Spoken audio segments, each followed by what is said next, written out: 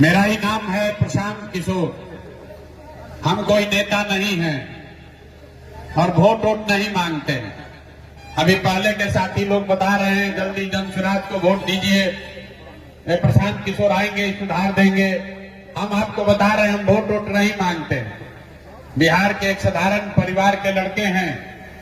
हमारे अपने दादा इसी बिहार में मजदूर थे, बैलगाड़ी चलाते थे। बाबूजी हमारे सरकारी डॉक्टर थे। माता पिता का आशीर्वाद है, ऊपर वाले की कृपा है, जीवन में कुछ हासिल कर लिए। पिछला 10 साल में लोग बताते हैं कि हमने जिसको सलाह दे दिया, जिसका हाथ पकड़ लिए, वही आदमी जीत के राजा हो गया। लेकिन 3 बरस पहले हमने उस काम को छोड़ दिया है। अब लोग बताता है भाई जिस काम को करके इतना नाम पैसा शोहरत कमाए हैं, वो छोड़कर गली गली गांव गांव बिहार में पैदल क्यों चल रहे हैं? वो काम को इसलिए छोड़े कि 10 बरस बड़े बड़े दल और नेताओं को जिताकर देखा।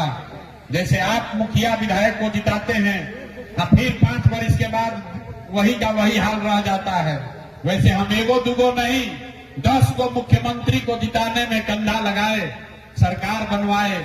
लेकिन ये अनुभव हुआ कि नेता और दल के जीतने से जनता का जीवन नहीं बदलता। ये आपको हमको लगता है कि हमारा दल जीत गया, हमारा नेता जीत गया, हमारा जात वाला जीत गया, हमारा गांव वाला जीत गया।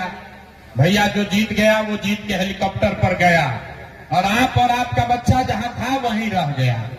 तो हमें ये अनुभव हुआ कि अगर भगवान ने हमको ये शक्ति बुद्धि दी है कि मैं लोगों को सलाह देता हूं, लोग का जीवन बदल जाता है, तो नेता और दल को तो बहुत सलाह दे दिए। एक बार चल के बिहार की जनता को सलाह देते हैं, आपको सलाह देते हैं, आपका हाथ पकड़ते हैं ताकि आपका जीवन भी बदले और आपके बच्चे भी जीत कर आए। इसीलिए ये अभियान शुरू किए हैं। हम वोट वोट नहीं मांगते। वोट क्यों नहीं मांगते हैं? हमारा पार्टी वाला लोग है, इसके लिए भी वोट नहीं मांगेंगे। वोट इसलिए नहीं मांगते हैं कि हर 2 बरस पर 3 बरस पर कोई न कोई वोट मांगने आता ही है आपके पास।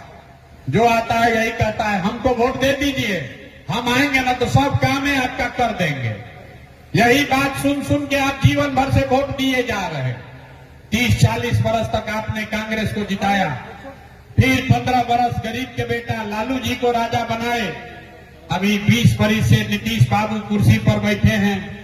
दिल्ली में हमने आपने मोदी जी को भी जिताकर देख लिया, आपका और आपके बच्चों का जीवन नहीं सुधरा।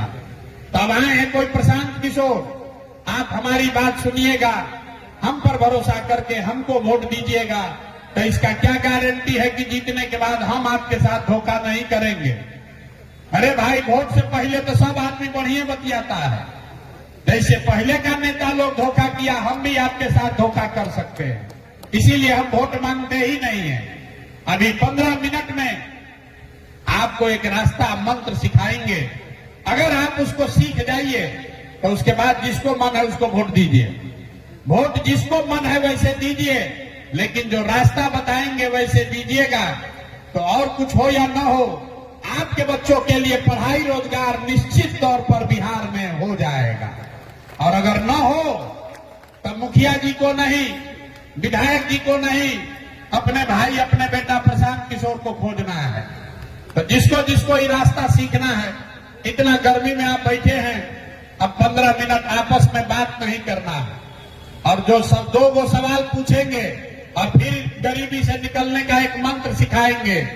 तो जिसको जिसको सवाल पूछे रास्ता सीखना है, उसको जोर से हाँ या ना बोलना है। जब सवाल पूछेंगे तब बोलना सबको है, तभी बात समझ में आएगा। जितने लोग यहाँ आप आए हैं जरा सोच के बताइए, आपके गांव पंचायत में, अरवल में, यहाँ गांव पर आपके पंचायत में और कुछ हो या ना हो, आप सभी के बच्चों के लिए बढ़िया पढ़ाई और रोजगार का व्यवस्था होना चाहिए कि नहीं होना चाहिए? हाथ उठाइए। पीछे जो बैठे हुए हैं पेड़ के नीचे, उनको हाथ उठा रहना चाहिए। जोर से बोलिए, होना चाहिए कि नहीं होना चाहिए? अरे जोर से बोलिए, अरवल के लोगों को इतने दम है, जोर से बोलिए, होना चाहिए कि नहीं होना चाहिए? कितना समझदार लोग हैं यहाँ पर। आप चाहे पढ़े लिखे हैं या अनपढ़, अगड़े हैं या पिछड़े, हिंदू हैं या मुसलमान, महिला है या पुरुष, युवा है या बुजुर्ग, सब लोग ने कहा कि न भैया पढ़ाई या रोजगार तो होना ही चाहिए।